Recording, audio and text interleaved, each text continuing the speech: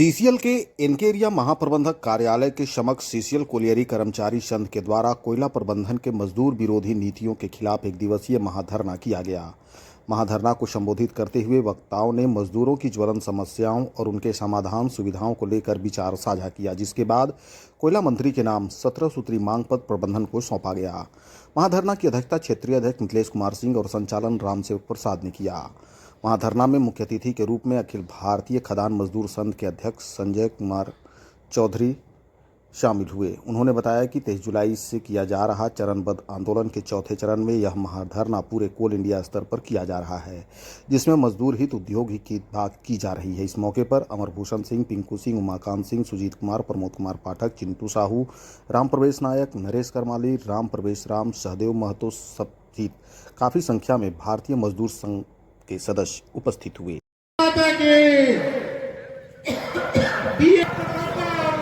BMS की क्या पहचान, बीएमएस की क्या पहचान, भारत माता की, भारत माता की, वंदे मातरम, मातरम, मातरम। आज अखिल भारतीय खदान मजदूर संघ द्वारा पूरे कोल इंडिया में ये चौथे चरण के आंदोलन का आज समापन दिवस है। अखिल भारतीय खदान मजदूर संघ के द्वारा 14 सूत्रीय मांगों को लेकर ये आंदोलन 23 जुलाई से शुरुआत हुई थी इसकी, और आज पूरे कोल इंडिया के हर महाप्रबंधक कार्यालय पे महाप्रबंधक, स्थानीय महाप्रबंधक के माध्यम से कोयला मंत्री भारत सरकार और कोयला सचिव भारत सरकार को हमारा ज्ञापन देने का कार्यक्रम चल रहा है। हमारी सबसे बड़ी चिंता है कि कोयला उद्योग में, कोल इंडिया में नियमित कर्मचारियों की संख्या लगातार घटते जा रही है। जो अस्थायी कामगार हैं उनकी संख्या तेजी से घटते जा रही है। नई बहाली वर्षों से बंद है। एक समय जहां कोयला उद्योग में अस्थायी कर्मचारियों की संख्या 7 लाख से ऊपर हुआ करता था, आज वो सिमट के 2 लाख के आसपास आ गया है। अब क्या है, जो कोल इंडिया की जो नीति है वो नीति विशुद्ध रूप से इस उद्योग को असंतुलित कर रही है, अनबैलेंस हो रहा है।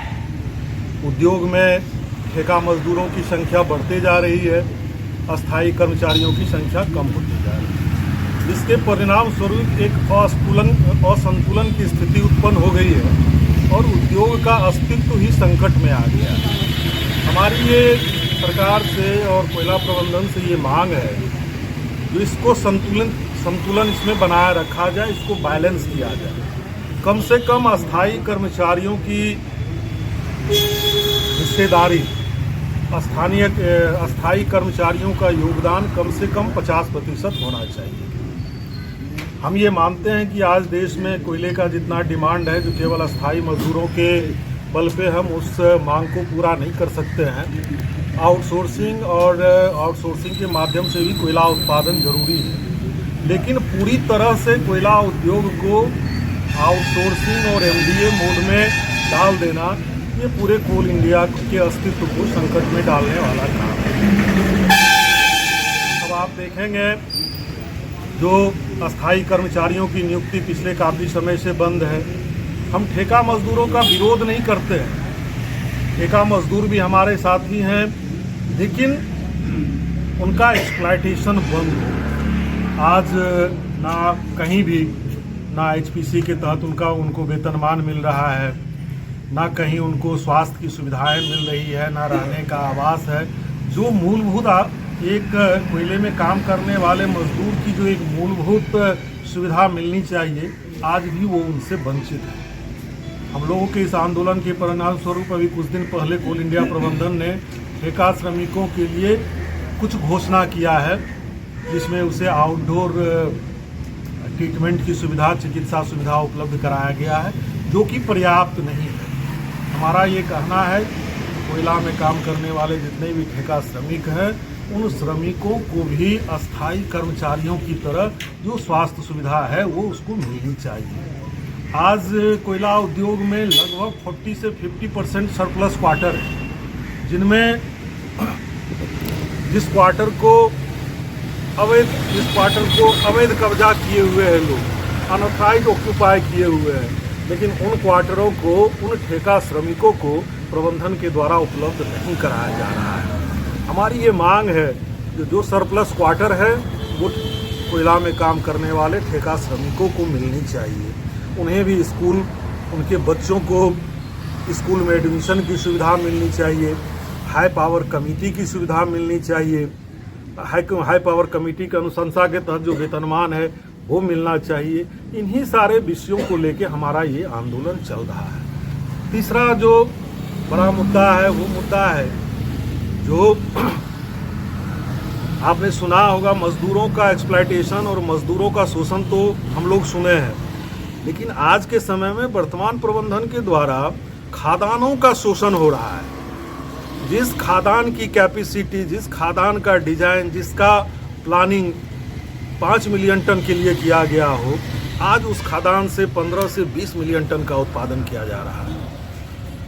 बिना इंफ्रास्ट्रक्चर एडिशन किए हुए, बिना इंफ्रास्ट्रक्चर को एक्सपेंशन किए हुए और खादानों का दोहन किया जा रहा है।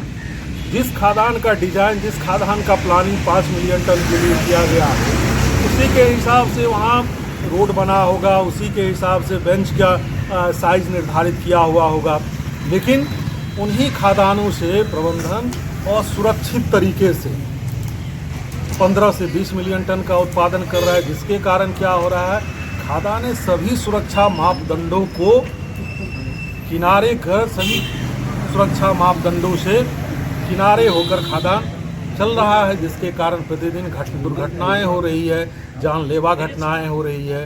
ये भी लगातार आप लोग देख रहे होंगे। इन्हीं सारे विषयों को लेके हमारा ये आंदोलन चल रहा है और इस आंदोलन का आज ये आखिरी चरण है, आखिरी पड़ाव है। और इससे भी अगर कोल इंडिया प्रबंधन या सरकार गंभीरता से इन विषयों पर विचार नहीं करती है तो फिर हम आगे की रणनीति अपनाएंगे, तो आगे हमें क्या करना है। धन्यवाद।